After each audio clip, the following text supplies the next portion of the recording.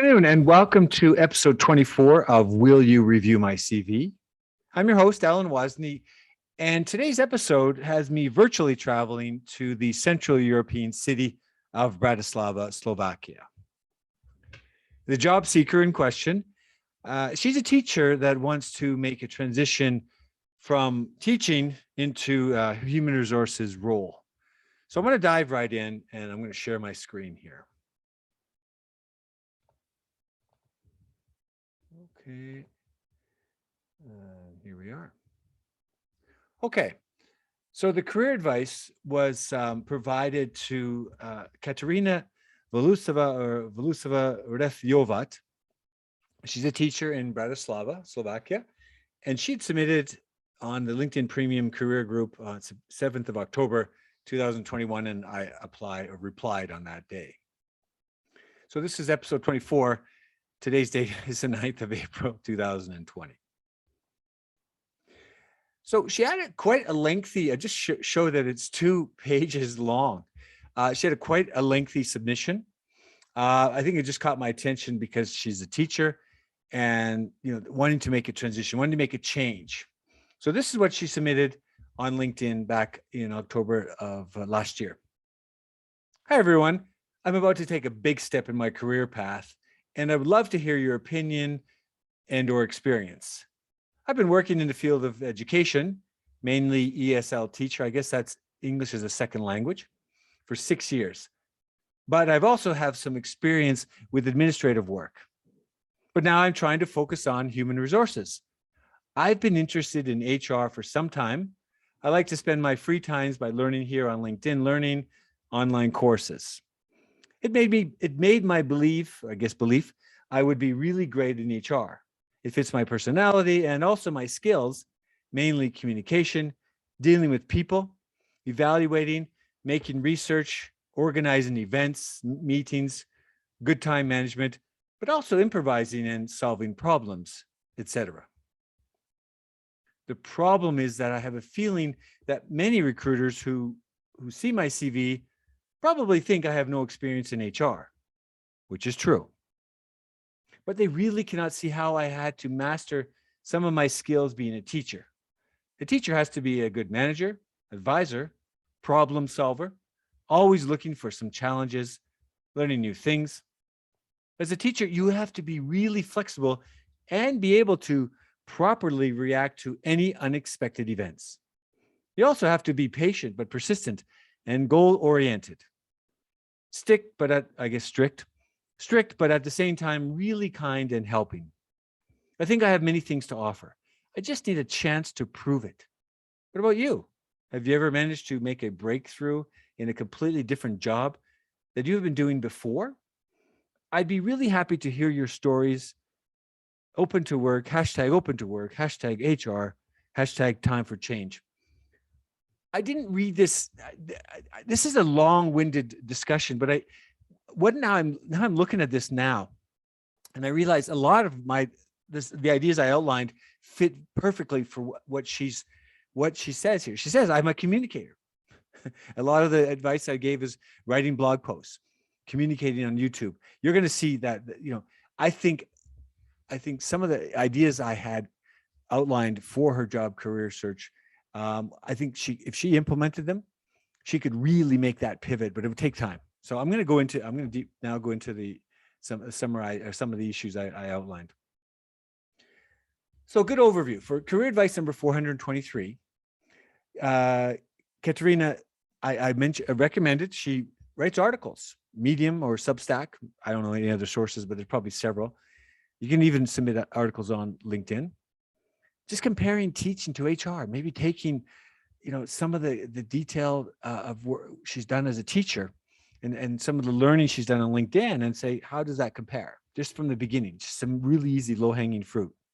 YouTube, duplicate the content from your articles and create a YouTube channel. Clubhouse, create a Clubhouse chat room to invite HR experts to chat. Slovak tech or Slovak technology and innovation in your community. Focus on local versus the international innovation. And then corporate training, upskilling, retraining, reskill. So Medium and Substack. She's already said she's a good communicator. Create a blog post and call it HR and Teaching Similarity #1.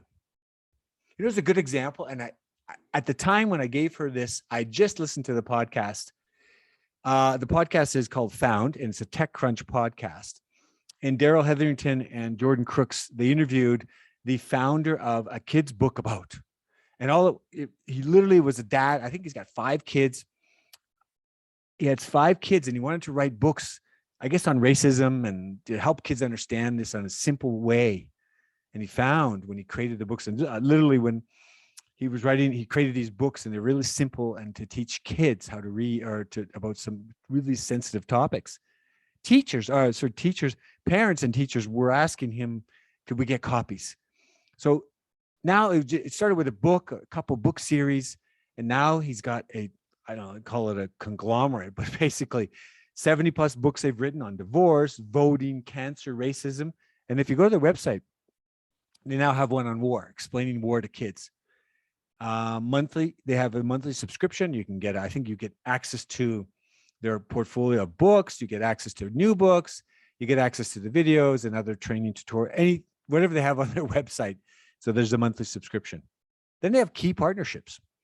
It's mentioned Oprah. With Oprah, I think it's Oprah's company. And as many people know, Oprah is big into books, and I think she's got a book of the month, and people follow her religiously for the book. So if these guys or the Kid's Book About made it into Oprah, they got her attention. That's probably not easy to do. Sesame Workshop is one of the other key partners, the New York Times. And there's other partners that they list on their website, but literally they've taken off from just a couple of books. They've got video streaming. I think even tutorials. Authors are on there reading, narrating books for children on video. I think teachers even use that for younger kids in classrooms. They've got a podcast series. I imagine it's the same information, same content as in the books. And then authors. They have just a variety of authors with their books with audio narration. So I think, going from creating your blog and moving into a YouTube is easy. She can use Zoom to record, like I'm using right now, create both audio and video files. And those are beautiful for posting later on social media. The content, she doesn't need to recreate something new for YouTube. She's got it from her Medium and or Substack articles. The articles she's creating, again, comparing teaching. It's just my idea was comparing teaching to HR. She's mentioned it actually, like she's good with people. She has empathy and she likes to communicate. She likes to plan. That she could take her ideas of what she's already said exist and just get out there and create a whole series of comparisons, comparing and contrasting the HR to teaching. I would recommend the Slovak Language, but she's mentioned she's an ESL, English is a second language. So, okay, do the English if it's optional. If you got the time, do both. Do both in English, send it out to the world in English and send it to the Slovaks in your country. Focus on short episodes, 10, 15 minutes, create tons of content, a lot of content. The more you can do, the better. And then try to maybe use your teaching materials, some of the teaching materials, how to teach the children or the students, and transfer that into, as content that you can put on your YouTube channel. As Gary Vaynerchuk often says, content or creative content is the variable to success. So the more content you produce, he talks about, I just saw a post of Gary Vaynerchuk the other day. He said, you should do 4 TikTok videos a day for businesses.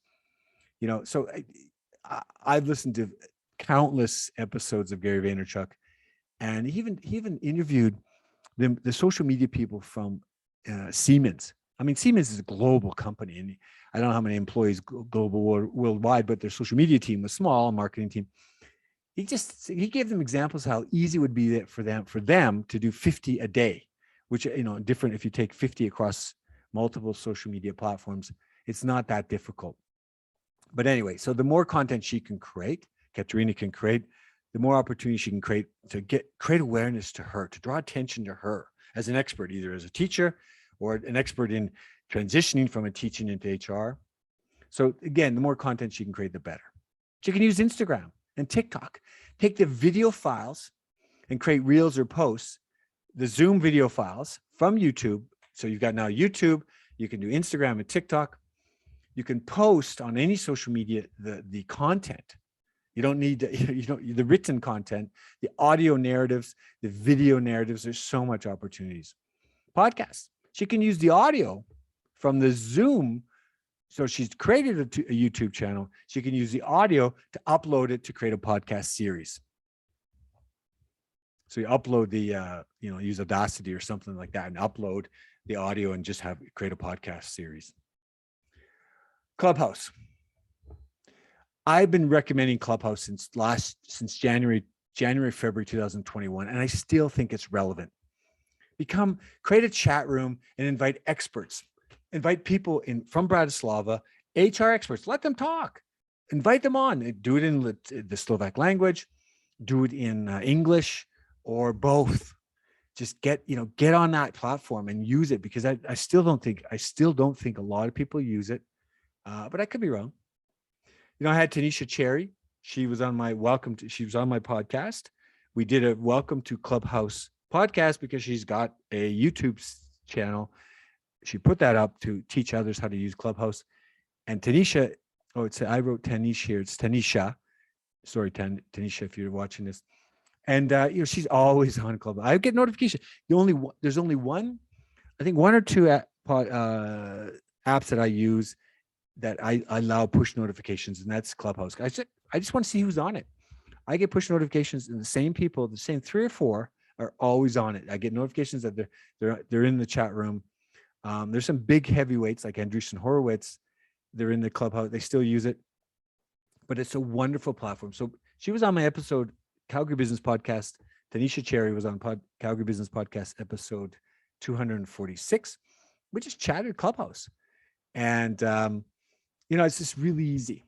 You just get out there, and that content, you could record the content and again, use that on your YouTube channel. You can use it for a post on TikTok or Instagram Reel. I mean, it's endless.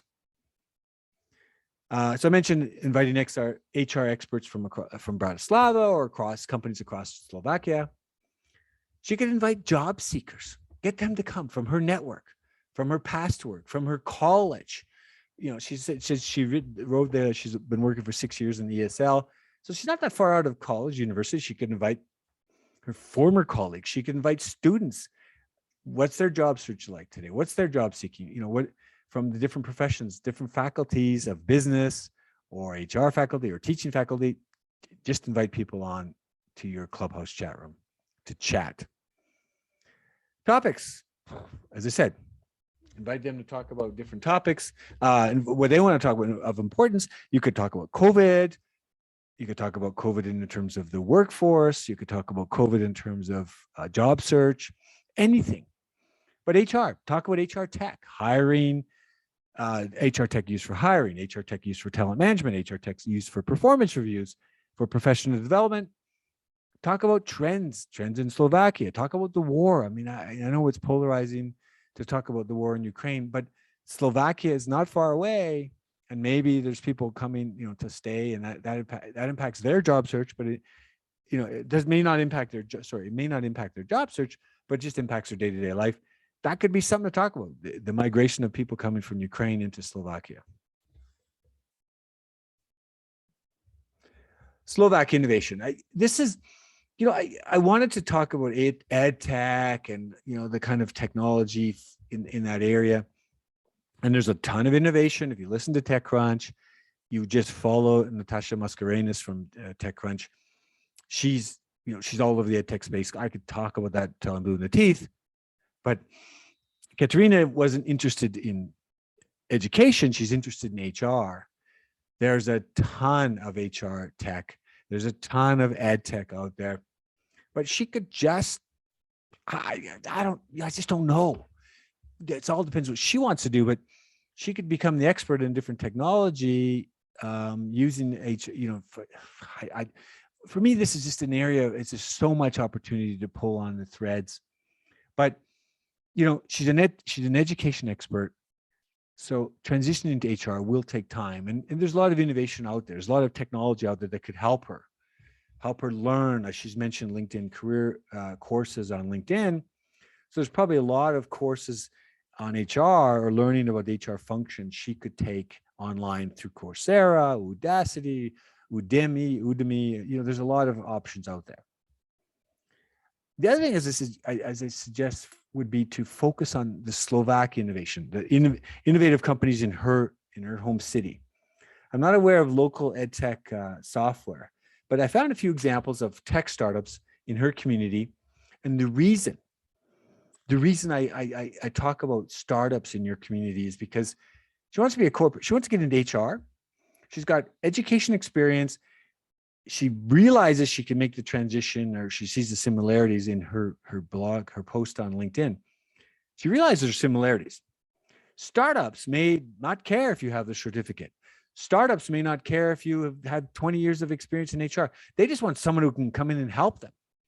So I would find the startups in your community in Bratislava. I would find those startups and see if you could help them. See if you could just come and do some part-time work. Learn the tricks of the HR trade with a startup. There's a couple I found. Senso Neo, enterprise grade smart waste management company. Pretty cool, actually. This could go very well in the Middle East. They raised €2 million back in October 2021. Cloud Talk, they offer cloud call center services or software as a service. They raised $6 million in February 2021. And Vectory, accessible 3D and augmented reality design platform. They raised $7.3 million back in October 2020. Not easy to find Slovakian-based companies. It's a small country. I think they've got maybe 5-6 million people. I don't even know. I should have looked that up.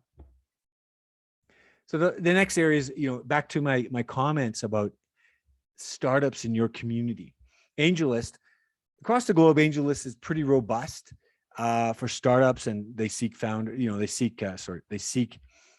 they usually use that to post job openings. I couldn't find any in Slovakia, but it might be my URL or my IP address is based in Calgary. So there might be something wrong, but if you're in Slovakia, I'm sure you'll get a few startups listed there. And they may need corporate trainers. They may need HR, someone who can, the Jack or Jill of all trades, just to come in and help them. I found startup, it's called Startup Camp SK, Slovakia. It's in Slovak Language. E-commercebridge.sk was the link. I couldn't find in English to click on it to tell more about what's on that site, but it seems that it might have some, she might be able to align with them and find out the startups that are in that network. Then there's a company called Failery, or a website called Failery. They list the 82 most well-known startups from Bratislava. It's literally this in big bold on their website. So I've listed the website here. But I want to reiterate the fact the startups, they may not care if she has the HR capacity, the background. Get into these companies, reach out to these companies, say, hey, I'm keen, like she's written in the long dissertation that she posted on LinkedIn. Reach out to these 82 well-known companies, and who knows what you can uncover. And the last thing I recommended, a common trend in Europe and North America is for corporations to focus on upskilling, retraining, retooling, reskilling their existing workforces rather than hire new personnel. I mean, it's costly. So for her to train people to be a corporate trainer, in my view, that's a natural extension of a teacher. The teacher is the perfect, in my view, is the perfect person to sit and train employees, whether it's new employees on orientation or old folks like myself, who just, maybe it's not in the classroom, maybe just organize Zoom trainings. You don't have to be sitting in a corporate classroom, but you're getting people set up to do one-on-one online training. She herself has done it on LinkedIn. That could help employers. She could sit and with like, just like teach it as a student or teaching students. She could teach employees, show them how to learn. She could be train the trainer. She could be training the corporate trainers. She could go around. I don't know. There's endless, in my view, there's endless opportunities, but you need to get out there and find it. So there's a couple of companies, Degreed out of the UK. By the way, Degreed, I'd heard about Degreed. They were on the TechCrunch podcast, and they basically get micro certifications. Like, you don't have to go to university. Their genre is, you don't need to go to university to get a certification or a degree. You get these micro degrees, Degreed. Content, skill. Their website, apparently, their website focuses on content, skills, and certifications. So the different certifications you might get. She might even herself get the HR certificate from them. Atensi out of Norway. They are a corporate learning and training company. And if you go on their website, it's actually pretty cool. The trainings that you can get are available, are focused on retail, the hospitality sector, the retail sector, the hospitality sector, professional services, and I guess that's lawyers, accountants, and then the financial services sector. So they have a lot of trainings for, I can imagine, I don't know if it specifically HR, but maybe she can, let's take, for example, she reached out to Atensi and said, look, why don't I create a training manual for HR, that the function. If she created an HR training manual, like just knowing what she knows as a teacher, and what would you need to teach? How do you, an HR manual to train other HR people? I think there's something. I just actually thought of this right now, not anywhere before that. Strigo, the other last one I came up with was a company called Strigo out of Israel. And they provide remote, instructor-led, on-demand, third-party training. So again, it's training. She's a teacher. She wants to be an HR person. Maybe this is better than an HR because she's working in the company. She wants to do HR on a part-time. I don't know. But I think I personally believe, as I said, strongly believe that a corporate trainer, a teacher would make the best corporate trainer. So that's it. That's that's the end of that was the end of this episode 20. This is the end of my slides. From my advice to number 423 to Katerina Volusova Refiovat. She's a teacher in Bratislava, Slovakia. So let me just stop sharing here.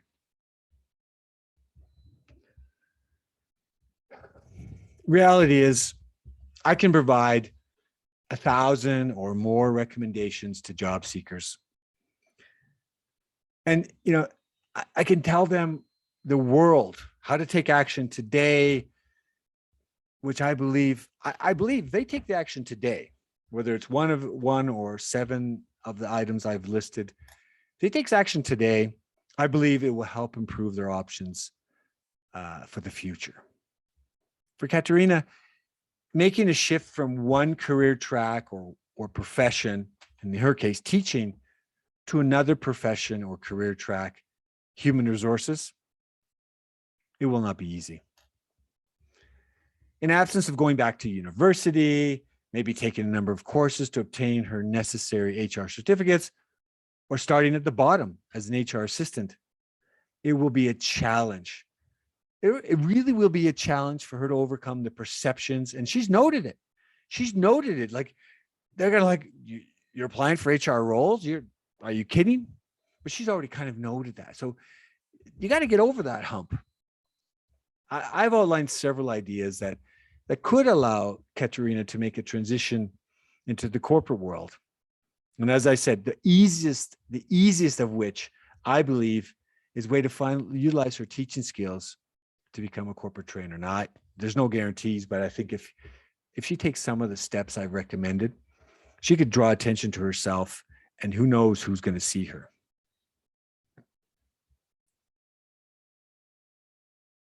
Oh, I'm just, This has been, Will You Review My CV? Thanks for watching. Have a great day and stay safe.